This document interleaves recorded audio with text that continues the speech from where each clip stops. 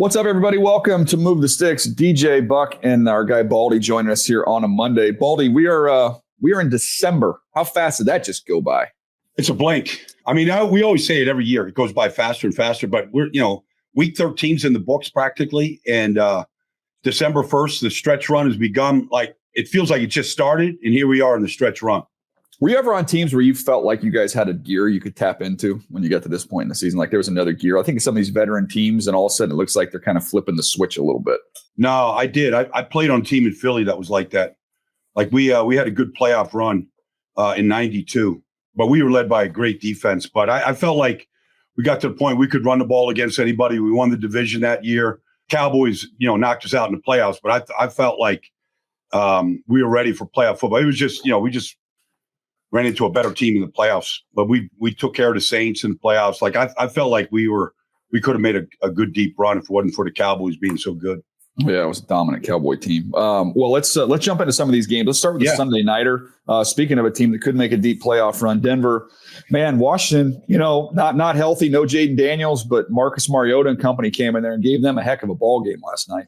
They did, and they had a chance. They had a chance. Wags, with an interception, and Marcus made plays with like I think we always thought he could. He hasn't done it for long stretches, but I mean, extending plays, getting the ball to McLaurin, looking at McLaurin healthy and what a difference he makes. That was a great matchup. Him and Patrick Surtain, both of them out there healthy for the first time in a long time. That was a good matchup. But I mean, look, I don't blame Dan Quinn for going for two at the end right there. Go for two, go for the win. You're sitting there, at the bottom of the NFC right now. Go for the win, knock off a team that's the hottest team in the league. And, they just didn't. I mean, it was a good play call. It was wide open. Yeah.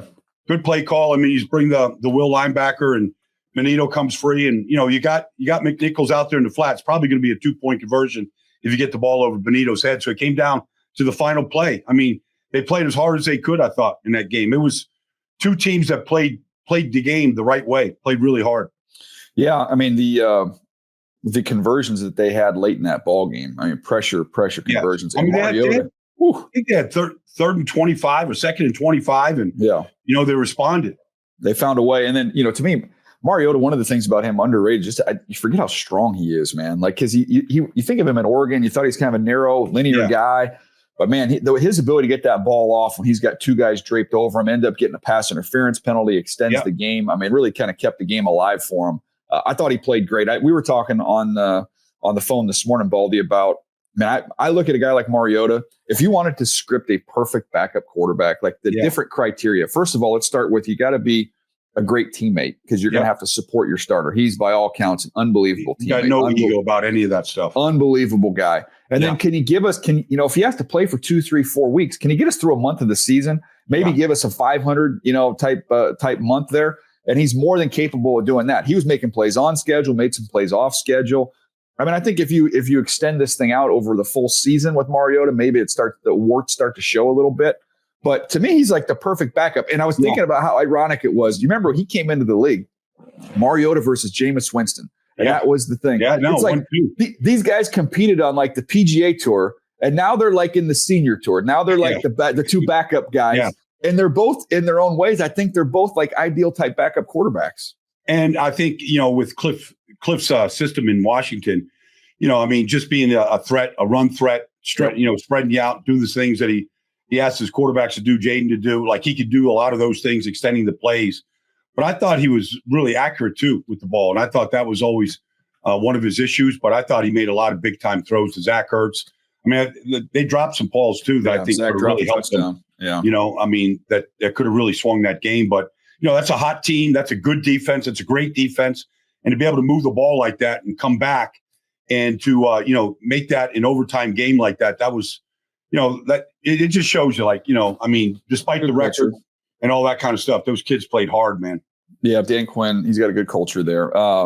The other side of the ball, looking at the Broncos, I had heard in the summer and in the offseason after they signed this dude that, like, hey, Evan Ingram is such a perfect fit for Sean Payton. He knows how to use this guy. This is going to be someone who just matches up perfectly with what they want to do.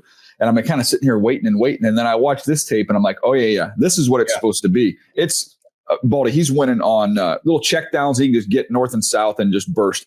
Pivot routes. And then in overtime, he hits a little jerk route on Bobby Wagner. 24-year-old Bobby Wagner has a shot on that one. Not this version of Bobby Wagner. That's impossible cover with a guy that dynamic and explosive. And it's like, this is what I'd been expecting. This was kind of the guy I thought we would see there. We hadn't seen much of it until they needed it the most, on the road like that.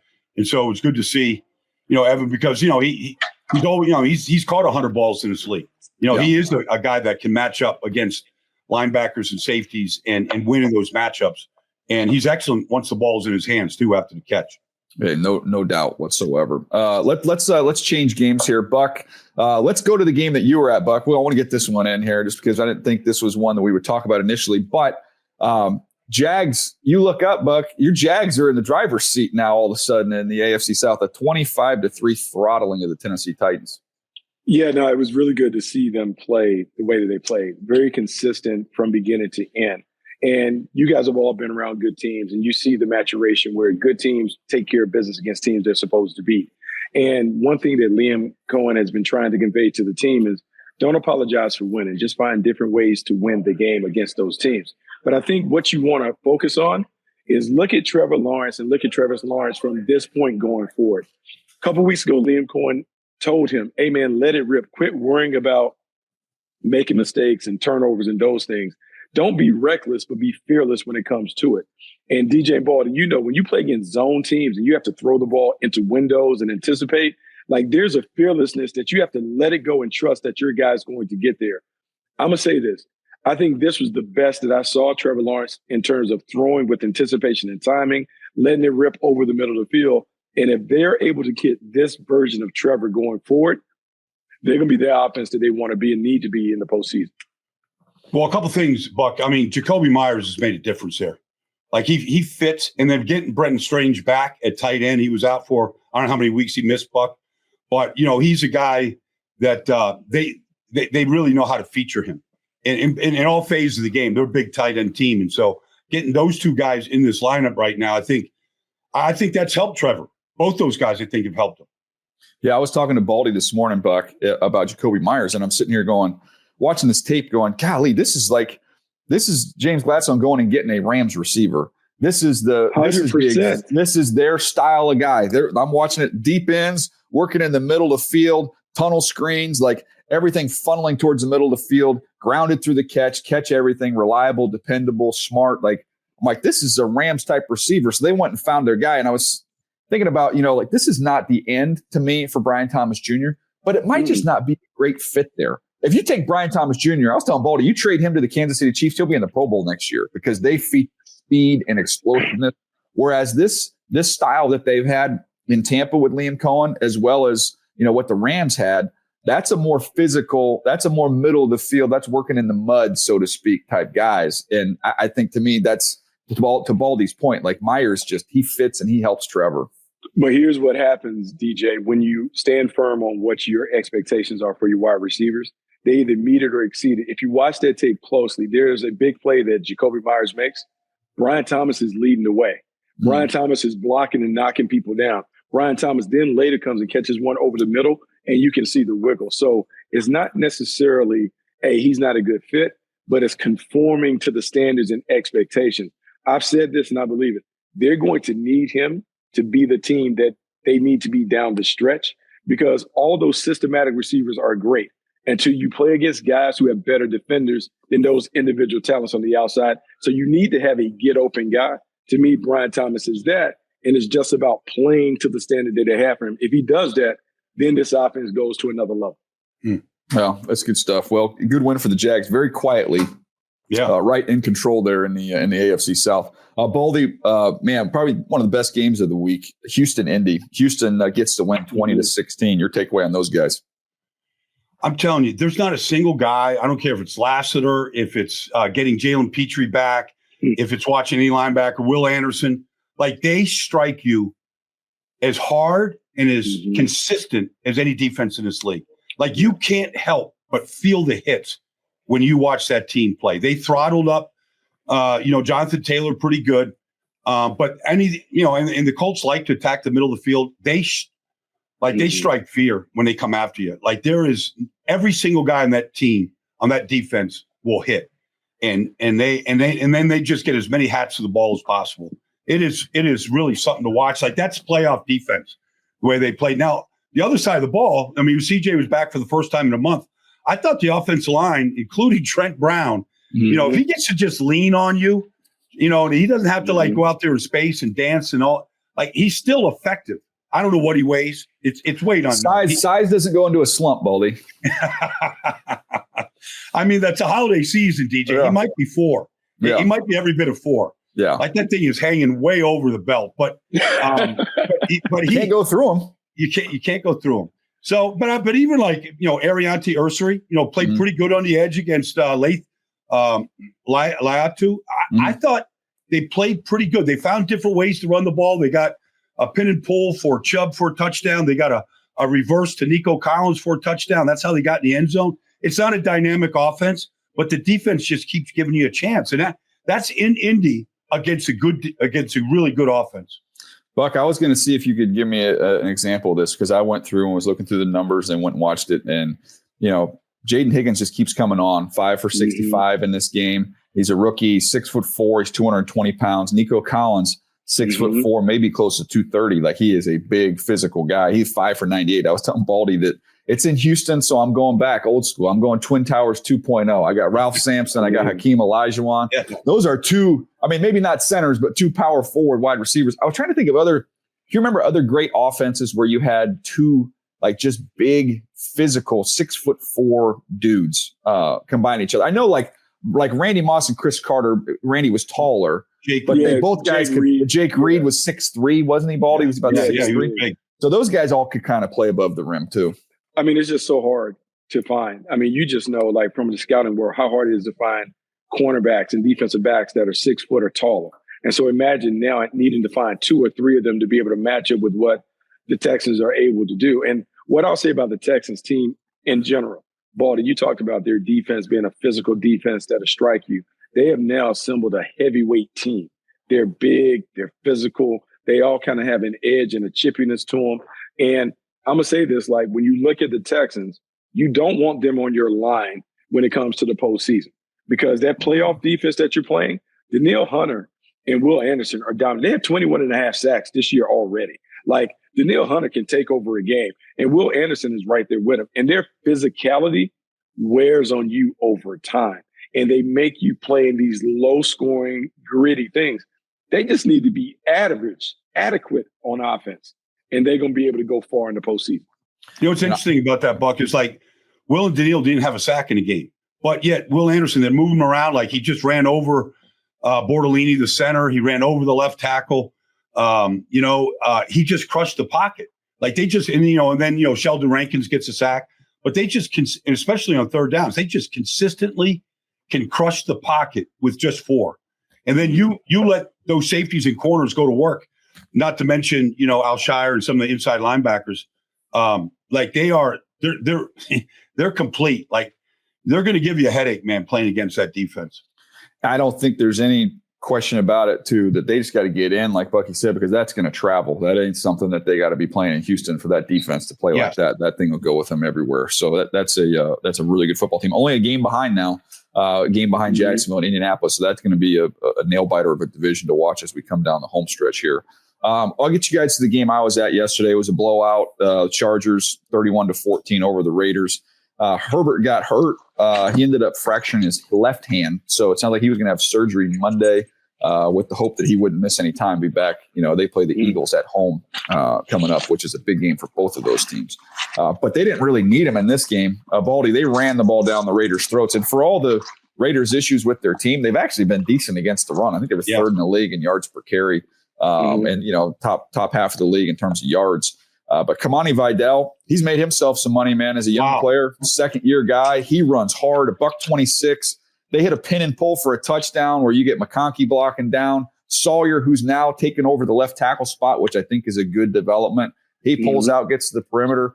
Trey Harris blocks his tail off. You guys were talking Bucky was talking about it, Brian Thomas Jr., but Baldy, when you have wideouts that are bought in and blocking well in the run game, I mean, I think that's kind of a Harbaugh thing, but that speaks to the kind of culture that they've got there.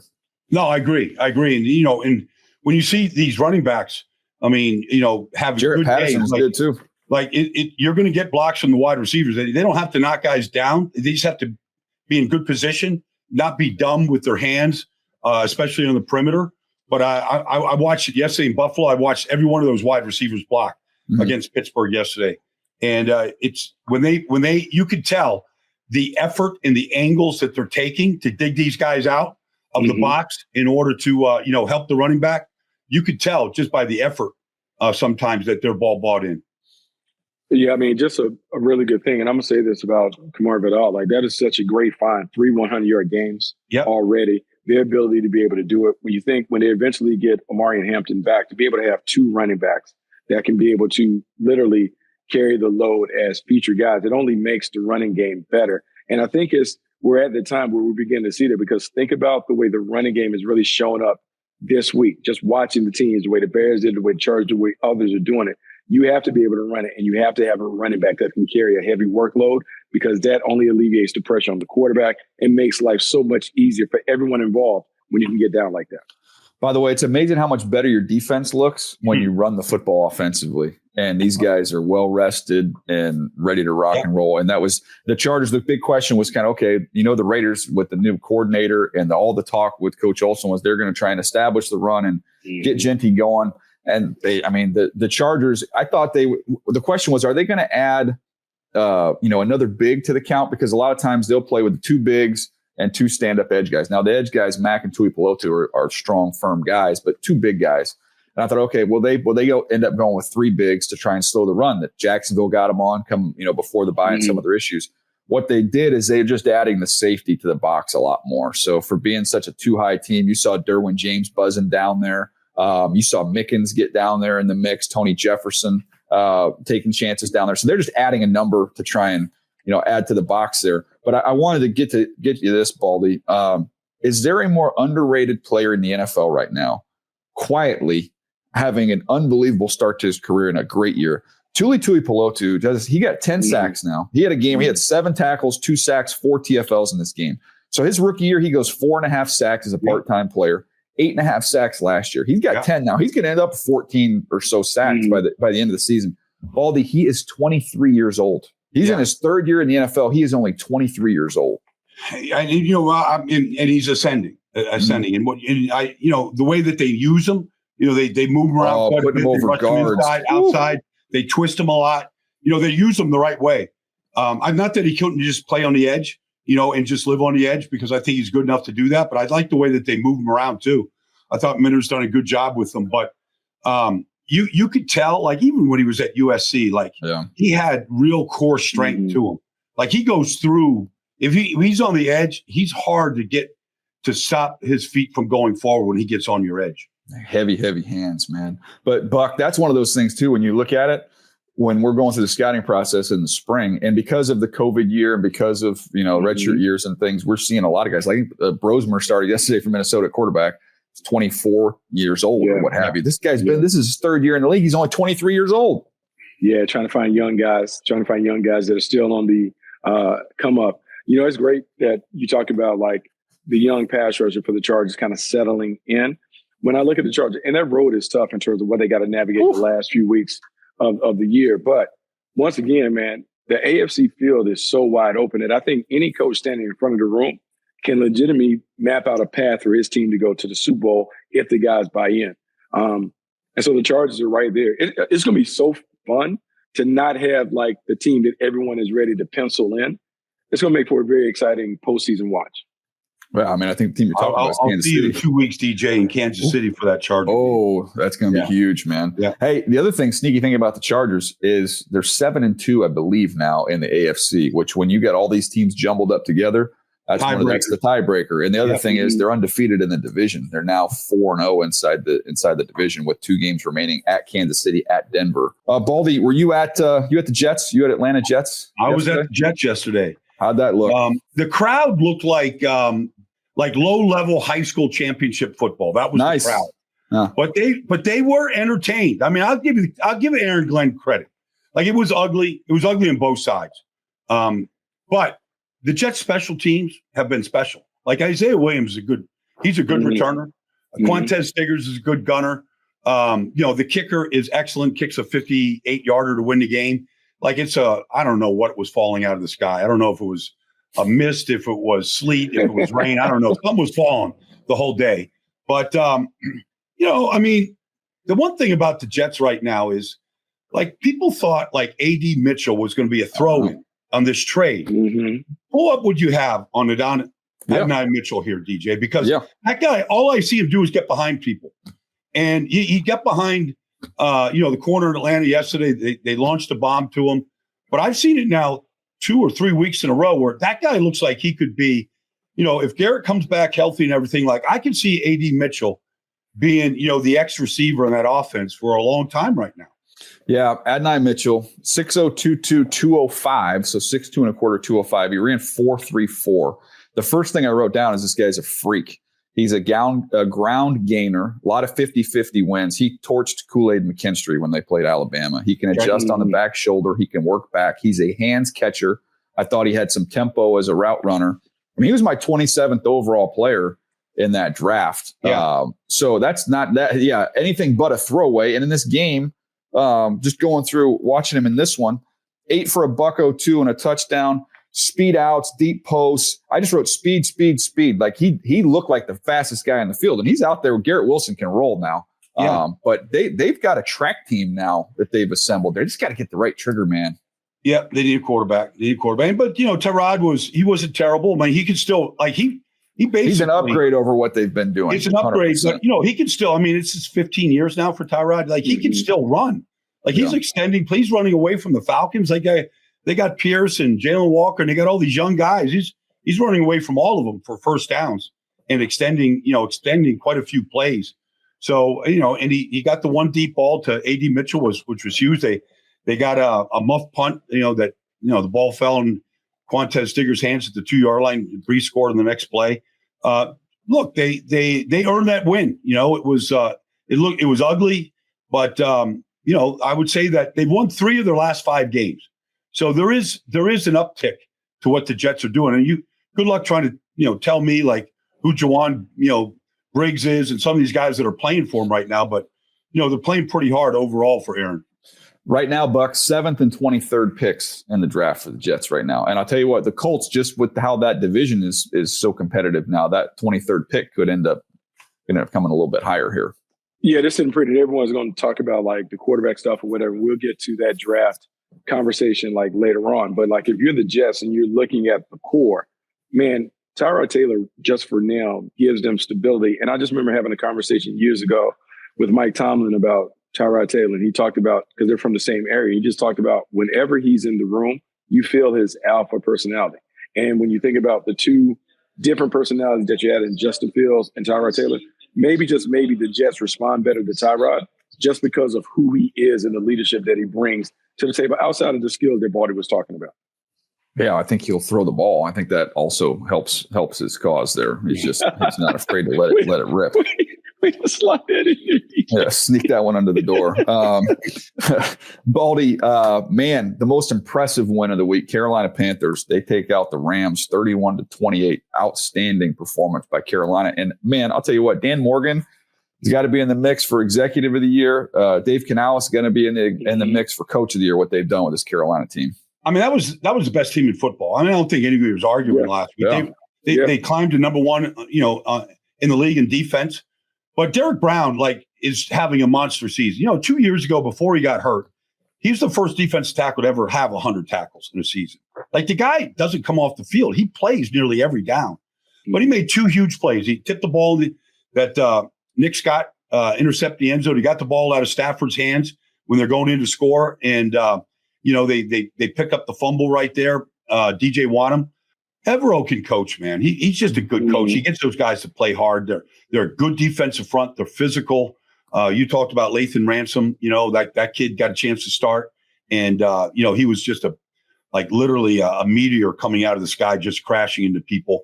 And then Bryce Young, I know he threw for 448 against the Falcons 2 weeks ago, and then last week he was terrible, and then this week, he found the deep ball and a good touch on it, and They put up a big number on the Rams. That was an impressive win. What do you think, Buck? Look, man, so surprised at the Carolina Panthers, right? Because one week they can go and snatch down a top team, then the next week they underperform. But I will say, like, watching them play against the San Francisco 49ers, because I watched that Monday Night Football game, and you're like, okay, you can see the potential. The defense gave them a chance.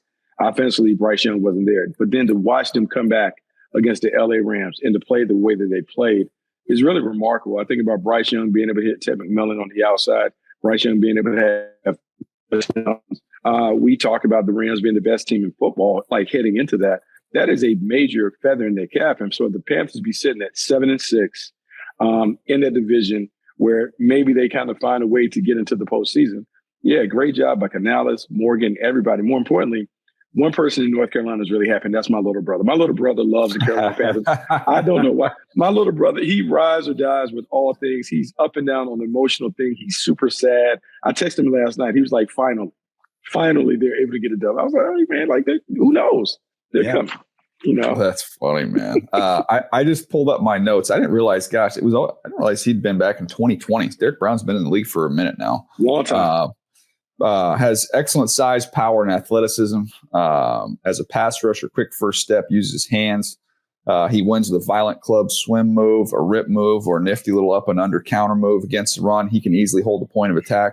Auburn product creates separation from blockers with an explosive punch, which allows him to close quickly and make plays. His effort is consistent. Overall, this is a complete player capable of dominating on all three downs. He'll be a difference maker day one. What do you have on Jalen Coker? He ran the wideout by Emmanuel Forbes, ran right by him for one of the touchdowns that Bryce threw. You know, he's basically jumped over Xavier Legette, you know, as the number 2 receiver to Tet. But I know he's big, but he looks like he runs really well. Yep. I'll pull him up here. Coker was in the 24 class. He went undrafted. He was at a Holy Cross, 6'0", 208, ran 4.57. Okay. He plays outside. He can change tempo. He can stutter go. That was he had some big plays. Excellent ball skills in the red zone. He wasn't super dynamic after the catch in college, but someone who can play above the rim, size, physicality. Okay. He's been he's good, also man. a good blocker too. Yeah, he's a big, strong, tough kid. Well, I don't think I don't think the route through Holy Cross is going to be one that's not a tough kid. Yeah. If you can go from Holy Cross to the National Football League, undrafted player, I don't know that being tough is going to be. You might find a guy at a Holy Cross in the NBA every once in a while. Yeah, or lacrosse. I mean, I think lacrosse, get somebody there, no question. But man, it was a big time game. Watching Lathan Ransom was a lot of fun in this game. Baldy, you get a chance to break that one down. Bryce Young, Buck, I was laughing because I was like looking at him on tape. Gosh, I never get used to how small he looks. Like for some reason, Kyler is smaller, but Kyler doesn't feel as small. Bryce feels so small, but he's done a really good job of just finding windows. He can kind of drift out of the pocket, find different throwing lanes, little game of hot potato, and then every now and then he'll get one deep. But this is the type of team he was meant to play on, where you've got a great defense. Hey, be efficient, create a couple plays here and there, but just be smart. I mean, Bryce Young is an incredibly smart kid. Be smart, take what's there. And it's 15 for 20. We're not asking him to throw it 40 times, 206 yards, 3 touchdowns, and he's going to go use his legs and go get us a couple first downs with your legs as well. Like, he's playing exactly the way he needs to play. And it's been a good fit there with him and Dave Canales. It has been a good fit, and I think it's taken a while for Dave Canales to finally kind of settle in and kind of figure out how to build and call the game with Bryce Young at quarterback. But Bryce Young is the example of why you bet on the person more so than all the talents and traits and those things. Because the reason why you bet on the person is you bet on him being able to figure it out. I think he showed a tremendous amount of growth last year. Kid's won his whole life. That's all he's done is win. That's all he's done. He bounced back. He handled the bitching the way that you want, came back, played well, did the things that you want to do. And you're right, DJ. His ego isn't necessarily tied to the numbers. It's tied to winning. And all we want is a winning quarterback. And look, man, the Panthers are right there. They still need to add some stuff to it, but you have to feel good about, like, state of the franchise, where they're going. They do have some critical pieces figured out with the people that they have in place. Yeah, no doubt. Bryce Young, by the way, Gavin put it in the chat here. 3rd and 4th down, 8 of 10 for $162, and all 3 touchdowns came on later down. So impressive win there for the Carolina Panthers. Baldy, Buffalo, Pittsburgh. I mean, I guess you can go wherever you want. You want to go good Buffalo, bad Pittsburgh. Well, when you run the ball for 250 yards, the most that anybody's ever run the ball against Pittsburgh in Pittsburgh, 250 yards. And it was, it was Ray Davis. It was, it was Cook. It was everybody. And really, Josh didn't have to do very much in that game. They played with two backup offense tackles. Anderson's at right tackle. Van Dem's at the left tackle. It means it didn't seem to make any difference. Pittsburgh looks, I'm not going to say they're disinterested, but nobody's doing anything. Nick Herbig is the only guy that made a play on defense the whole day. He got a ball out of Cook's hands, and they recovered it. But they were so disappointing defensively. And then offensively, they don't do anything. They throw to the backs. It doesn't matter if Aaron Rodgers has a healthy hand or doesn't. They can't get the ball down the field. And I thought Buffalo's defense, some of those young guys, TJ Sanders, some of those young guys, Joey Bosa made the play of the day, to get the ball out of Aaron's hands. And, I thought that the corner made a big play right there, made a couple plays. Got the interception, got the fumble recovery for the touchdown. So that was, honestly, they never seemed like they were into the game. They couldn't convert a fourth down. They blew two opportunities for fourth downs and continued drives. They couldn't make it. And just watching Aaron, every time something goes wrong, he's just the emotion just comes out of him. It could be his bad throw. It could be the receiver not running the right route, or the running back, getting stoned at the line of scrimmage on fourth down. He looks just totally frustrated. Well, I look at their defense and watching all the runs that they gave up in this game. Buffalo ran the ball down their throats. And I'm sitting here thinking, okay, we always talk about using the phrase, everybody's got to be on a string, right? Everybody's got to be playing together. Everybody working as one. So, Buck, if you were looking at gaps and you just put up four fingers, this would kind of be you're filling each one of these gaps. Pittsburgh, Baldy, why don't you put up your four fingers? I can show you that's what they look like trying to fill those four gaps. And you're going to run right through there. It is a nice, big, wide opening. But, they've got plays where you'll see secondary players, they'll go to try and take on a receiver just to get a hit. And I'm like, where are you going? They go to get blocked, DJ. They're running to get blocked. Yeah. It's the opposite of everything I've ever heard with defensive football. It's don't go to get blocked. Get it. What are we doing? And then the corners, they're contained. There's no contain. There's no none. Contain. They just get lost inside. And it was equal opportunity because I had to look up James Pierre because I didn't know which number who that was at that point in time. So it's James Pierre, JPJ happened to him. Duggar's out of position. You've got Ramsey, who is one of the ones that one time he's just going to take on the receiver when the ball's coming right out. I'm like, where are you going? What are you guys doing? It's the opposite of being on a string, Buck, is what I was getting to. I will. And I will say this because you and Baldy have seen this a ton, right? So everyone was talking about the Buffalo Bills running basically two plays out of one formation. So it was like a snug package, whatever. But really what it is, it's an unbalanced line. It's 5 to a side, 2 to the backside. If you don't get a line right, they'll gut you. They're running duo or zone to their side, and they're double teaming everyone on the front side because you don't have the numbers. And I'm sitting here and I'm like, okay, man, there's some bright minds, but this is kind of like high school. Like at some point they're going to see and they make an adjustment. And never did they adjust properly to this thing. And I've never seen this in a game where they run for 250 yards and they're literally running zone to the strong side, zone to the backside.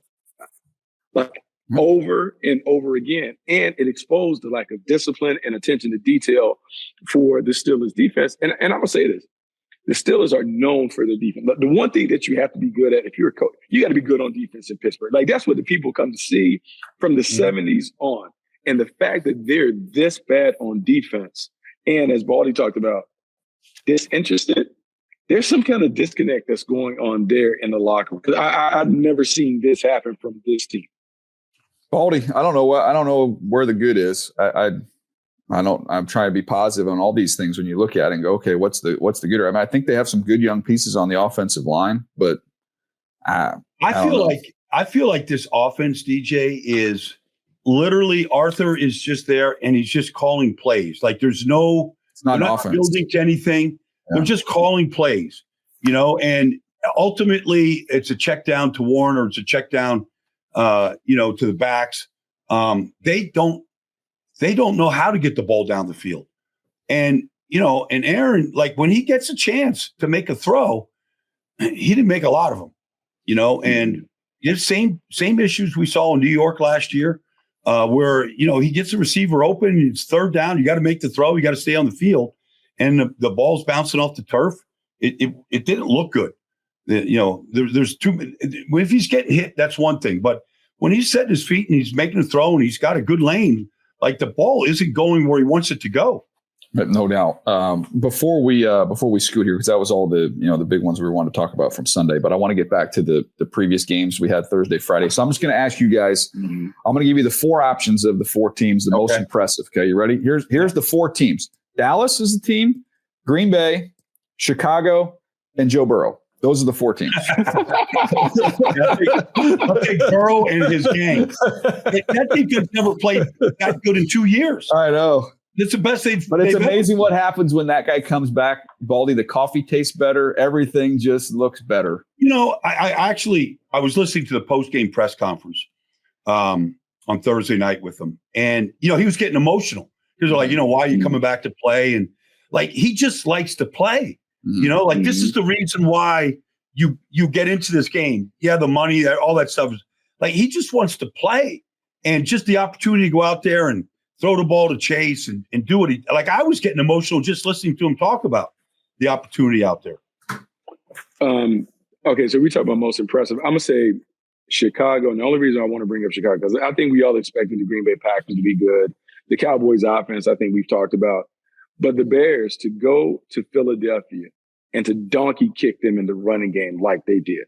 Like, to me, that is emasculating for the Eagles. I mean, just and like people will be like, oh, it's a bad game. But it's one thing to see that offensive line uproot Jalen Carter and Jordan Davis and put them on skates. I know we can talk about the scheme like fly sweep one way, cut back the other, but that offensive line moved them off the ball. Mm-hmm. And that is one of those things that when you put that on tape, that is like, oh boy, not only for the Eagles, but for the Bears, like, oh, this might be a far more physical team than people envision. 280 yards, Bucky.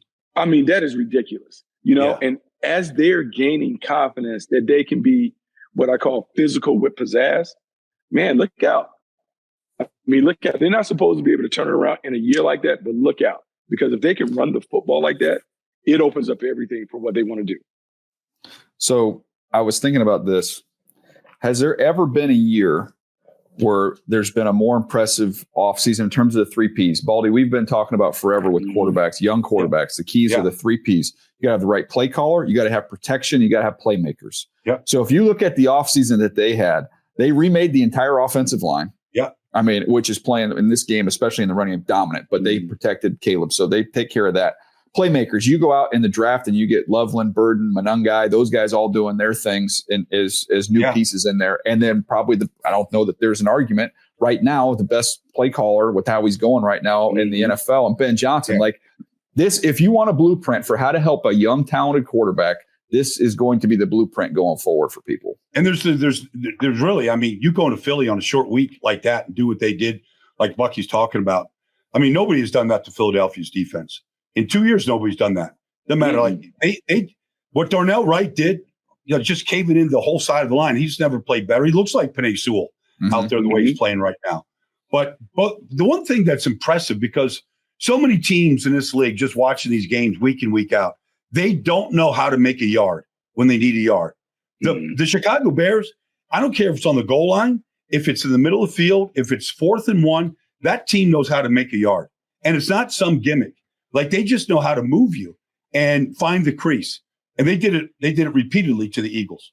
No doubt, man. It was a big time performance. And the Green Bay defense is for real. The Dallas offense is for real. Their defense has gotten much better. You're seeing some teams really surging right now, man. It's fun to watch. And I think the commonality, Buck, I was talking to Baldy earlier this morning and said, man, you look at all these teams that are hot right now, with Houston being one of them, maybe at the top of the list. Physicality is back, man. The Bears have proven that. You're seeing that with a lot of these teams getting hot right now, especially as the weather's changing. The physical teams are on the rise. And if you're not, you're in big trouble right now. Yeah, because if you don't have the talent, you certainly can always have the toughness. And the toughness shows up. The other thing that stands out to me about the season, you realize that it's a marathon, not a sprint. I think about all the teams that jump out, but the teams that we're talking about now may have had poor starts, but you're seeing them get better as we get to the finish. if you're able to keep perspective on how long the season is, a coach can fix the team after a slow first month. But you got to have that perspective, and you got to be willing to do the work and make the adjustments. But yeah, it's a marathon, not a sprint. Real quick here, since DeMarco Jackson, I mean, obviously, it's pretty impressive. Him and Ahmed. I mean, they're number 4, number 5 linebackers on that team. Mm-hmm. That's 2 weeks in a row. Ozzie Trapillo goes in there, makes his first start over there at left tackle. Didn't have any issues with Nolan Smith, anybody out there. I always think like when it's the next guy up and they perform like better than the starters or as good as the starters, like that's good coaching. That's good coaching, good scouting, good developing. And that's what you're seeing, from the Bears right now. No doubt. I mean, we talked about earlier I saw it with the Chargers with Kamani Vidal. This is a day 3 draft pick who's just knocking 100-yard games out like they're going out of style in there. So it's fun to watch these guys get their opportunity and make the most of them. Trapillo was a fun one to watch in college too, so I'm happy he's doing well. Did he ever go to left? Was he ever at left tackle at Boston College? No. I only remember seeing him at right, but that was the question mark in training camp. Could he go over and play left? You know who my comp was? Who? Havenstein. Oh, okay. Yeah, 6'8". He was 6'08", 316. It wasn't 33-inch arms, wasn't super long. Right tackle, lockout control, stays attached, balance, effective in combos. He can recover. I wrote function over fashion. Not always the prettiest there, but just got the job done. Baldy stayed attached. It kept guys blocked. I have to go back to the research to find out if he played on the other side, but that's where he was his last year. Havenstein's been in this league a long time. Long time. Had a great career. Yeah. It's interesting. Kevin Byard got his leading 6th interception in that game. And, I just remember doing like some Middle Tennessee State games when he was there. Like his skills, it's crazy. Like his interception on Jalen Hurts, like that's a true center fielder with instincts. The right angle, like reading the route, reading the scramble drill. That's 6 interceptions. I mean, they have what do they have, like 17 interceptions right now? Like it's crazy the way they're taking the ball away. Nashawn Wright, like all of them. They got Jalen Johnson back right now. Like that secondary is really together. Baldy, I looked it up. Ozzie Trapillo, 44 career starts in college, 24 at right tackle, 12 at left tackle. There you go. Good. So he got a little work in there, which is, by the way, is such a great thing, man. When you're scouting guys that have been cross trained at different spots, because especially if you're not a first round pick, a good chance you're not starting right away. You got to be the swing guy. Get us our 5 best guys out there, man, and that helps. All right, Baldy, you're the best, buddy. We'll see you next week on here. Yep. Okay.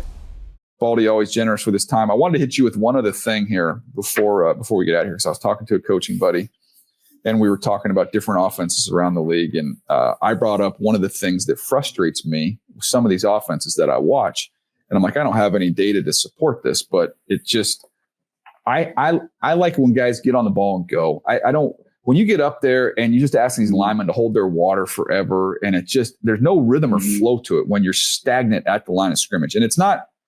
People get this confused and they go, oh, you just want to run hurry up offense. No. I'm not talking about that. I'm just talking when you get up there, I don't care if you wait in the huddle forever.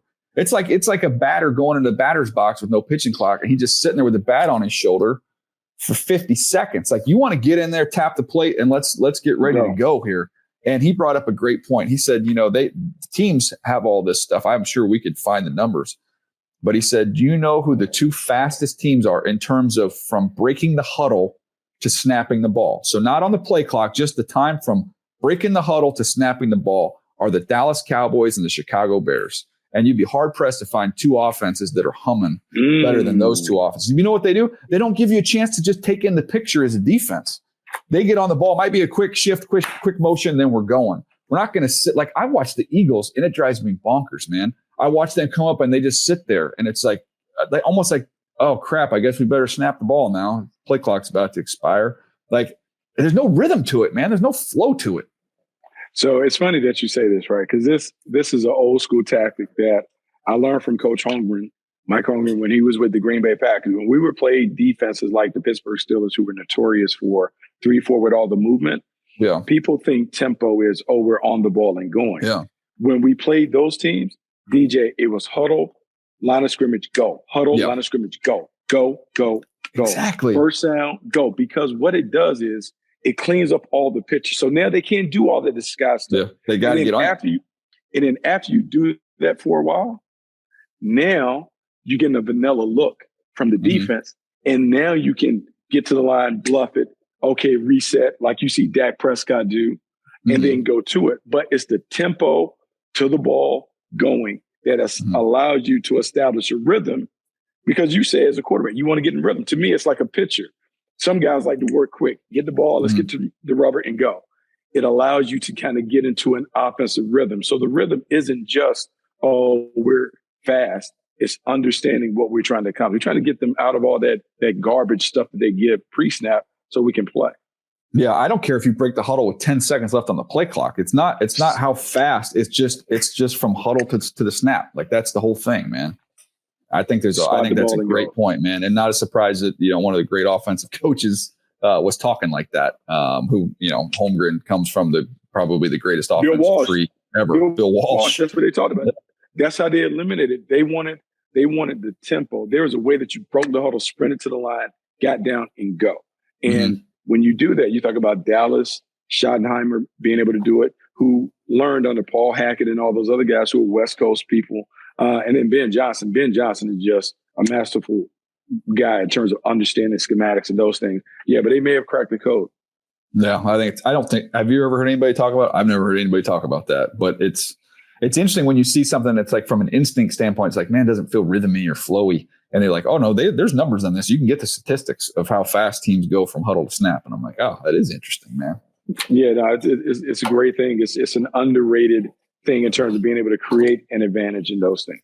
Man, no doubt. All right, this has been a fun one, man. Appreciate it. Appreciate you guys listening to us. We will catch you tomorrow right here on Move the Sticks.